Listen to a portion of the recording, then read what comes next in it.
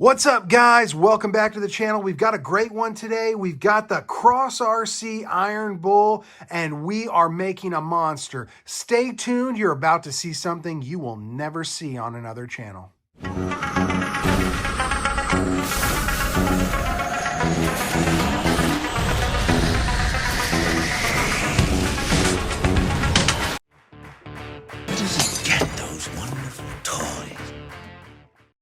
So I made the mistake last night of starting this project around 6 o'clock, and I had no idea what I was getting into.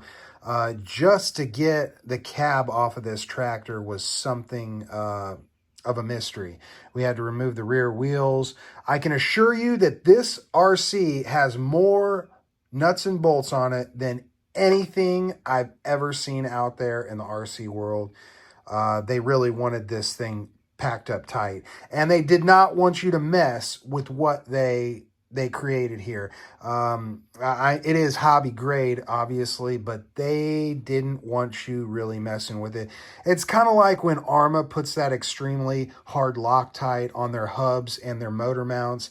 They don't want you changing that stuff. So that doesn't work here on the ranch, so we went to work. And boy, did I get in trouble. And believe me, it takes a lot for me to say that I was in trouble on an RC, but I almost panicked. We started taking the motors out of this, which these are what are left of the electronics right here. And they're 775s. They're big motors, but they're brushed. And they were geared too high. So we ended up doing our magic work and making this into a monster. First of all, I drove K&K's Cross RC at Beat the Creek, and I fell in love with it. There was only one problem, and it was a big problem. This tractor in first gear would go almost 10 miles an hour, and in second gear, it got up to almost 15. It was way too fast. It actually looked almost a little cartoonish with it going as fast as it was, because there were other crawlers around that couldn't keep up with this tractor, and that didn't make any sense. So I knew I was going to have to do some work on it, but I had no idea what I was in for. And boy, am I glad this task is done. So what we ended up doing, we took off the cab, as you can see right over here. It's sitting here on a rag, and something really cool to check out is, if you notice there is paint on the underside. This is a real painted body, guys. They actually painted that. And they did a great job. What a cool RC. It just needed the Radioactive RC touch. That's all. Sometimes it just needs a little tuning up, you know, just like Shelby. All right, so this is what we did. We tore those electronics out, but it wasn't easy. We had to take off this piece right here. Let's see if we can get it out. This is about as deep as you'll ever see a YouTube channel, at least to date, get into this tractor. This is pretty deep. I did something really stupid when I pulled out these motors. I dropped a screw. And I don't know if you guys can see in here, but there is nowhere to recover a screw from.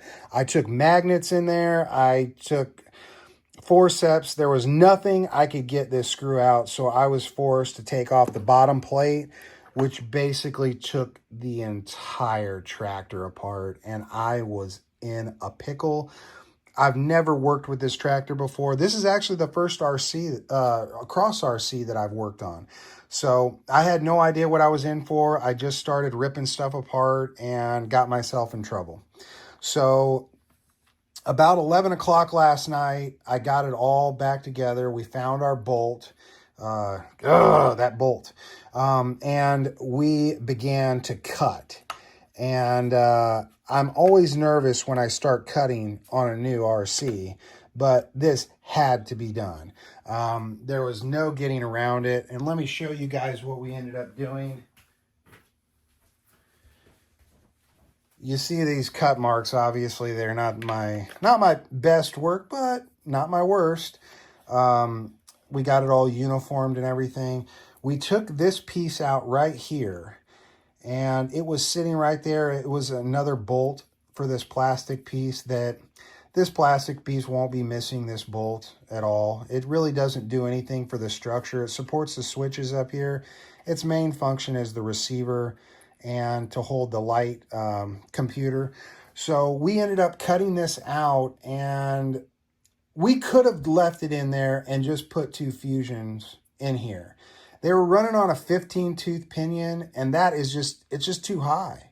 So unfortunately, when we crack this open, there's not an option for another pinion. It's not like a variable motor mount where you can slide the mesh in and slide the mesh out. Unfortunately, it just didn't work. So even if we added these 1200 kV fusions, which would have absolutely slowed the tractor down and made it much, much smoother, unfortunately, it wouldn't have slowed it down enough. This would have had a similar RPM as our 775s that we pulled out of there, and we really wouldn't have gained much. But you guys know I've been playing around with Planetary transmissions, and these things are awesome. If you ever get a chance to get a hold of one of these big boys, these are really cool. These are special Planetary transmissions, not the ones that I've used in the past, but they are a 540, 550 motor mount on this side, and then it goes to a 775 or a big block motor mount on this side. So with those 775s fitting in here, you could fit this up perfectly. It fit like a glove. And now we have two fusions with Planetary transmissions with an 80-to-1 gear ratio. That means that these motors will spin around 80 times for one revolution of the tire and wheel.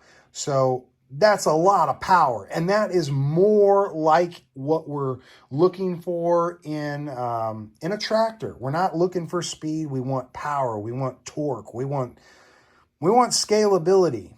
So that's exactly what we ended up doing, and I think it worked out beautifully. You see, we just barely had enough room. We could have probably cut more out, but that's about as long of a motor as you're ever going to put in here. So I'm really happy with where we stopped on this thing. So at this point, we're going to put the bolts back in it and secure this upper plate, and check it out and see what the scoop is. Actually, let's test it out right now.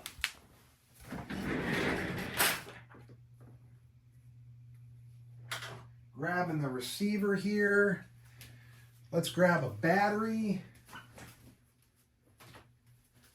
Let's see how slow this Cross RC really is. All right. We'll put that right here. And we are on the dyno, so we're on rollers, so we're not going to interfere with the body at all. Let's flip it on. Got a really cool controller. I love these Dumbo RC controllers.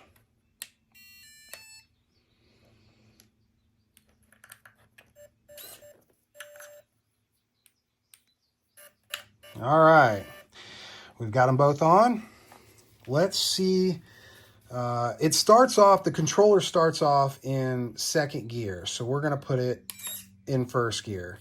And I'm going to hold it back here, and we're going to see how this goes. All right, I want to hold the trigger out here so you guys can see the throttle and how fast we're going. So there, we got it started up. Okay, you see how slow that is? Look at that crawl. That is what I'm talking about, guys. That is a tractor. And we can gradually just bring it up to speed.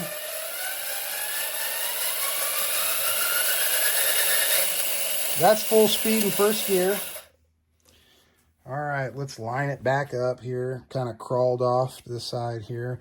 We got the rear wheels removed for this because you can't take off the cab without accessing this area. All right, here we go. Second gear. I bet you we can creep in second too. Ooh, yeah. I love it. That's a tractor, guys. All right, here we go. That's full speed. That's accurate. That is scale, guys.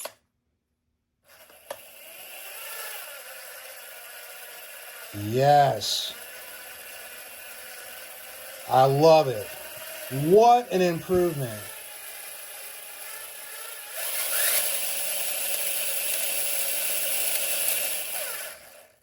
That is something you guys will not see anywhere else.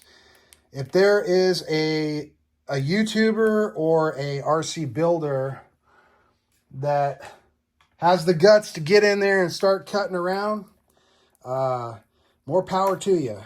And if anyone is considering getting in there and cutting around, now you know what you can and can't do. You cannot change the pinion on this. This is a 15-tooth pinion. It is what it is. So you have two choices. You can either do what I've done here, because this motor will not mount up to this motor mount. It will not do it. It's too small.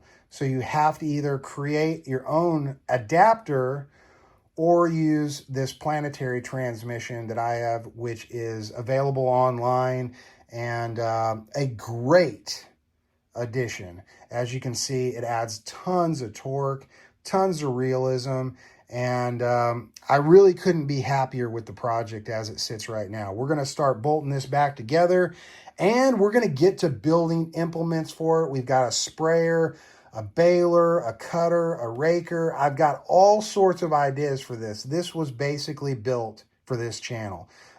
We do tractors as well as all different RCs on here, but we do a lot of tractors and a lot of tractor pulling. So now that we got the drivetrain all set up, I think we're ready to hook the sled up to it and try it out as the first tractor this year on the track.